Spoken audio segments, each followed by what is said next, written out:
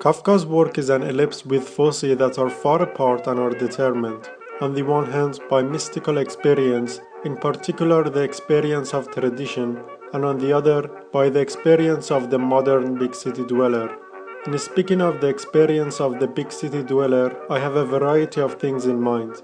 On the one hand, I think of the modern citizen who knows that he is at the mercy of a vast machinery of officialdom whose functioning is directed by authorities that remain nebulous to the executive organs, let alone to the people they deal with.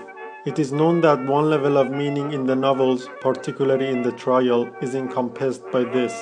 When I refer to the modern big city dweller, I am speaking also of the contemporary of today's physicists. If one says that there was a tremendous tension between those of Kafka's experiences that correspond to present-day physics and his mystical ones, only a half-truth is stated. What is actually and in a very literal sense widely incredible in Kafka is that this most recent world of experience was conveyed to him precisely by this mystical tradition. This of course could not have happened without devastating processes within this tradition.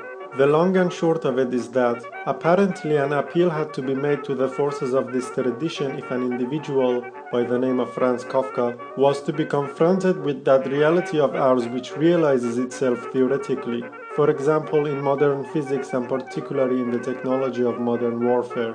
What I mean to say is that this reality can virtually no longer be experienced by an individual, and that Kafka's world, frequently of such playfulness and interlaced with angels, is the exact complement of his era which is preparing to do away with the inhabitants of this planet on a considerable scale.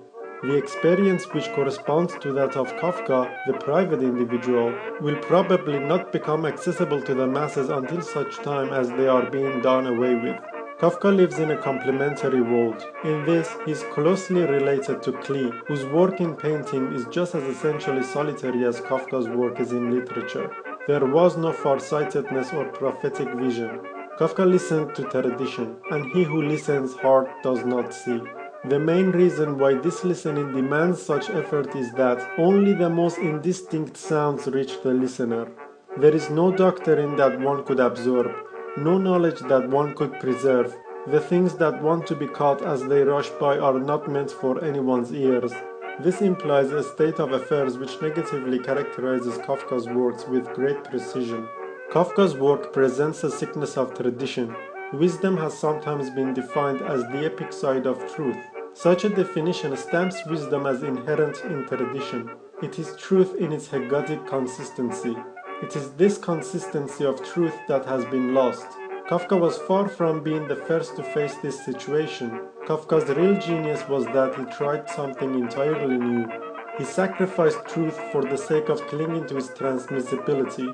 Kafka's writings are by their nature parables, but it is their misery and their beauty that they had to become more than parables. In regard to Kafka, we can no longer speak of wisdom, only the products of its decay remain. There are two. One is the rumor about the true things, and the other product of this diathesis is folly. This much Kafka was absolutely sure of. First, that someone must be a fool if he is to help. Second, that only a fool's help is real help. The only uncertain thing is whether such help can still do a human being any good. As Kafka puts it, there is an infinite amount of hope, but not for us. This statement really contains Kafka's hope. It is the source of his radiant serenity.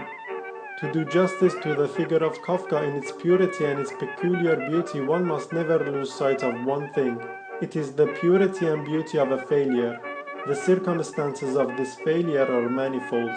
One is tempted to say, once he was certain of eventual failure, everything worked out for him en route as in a dream.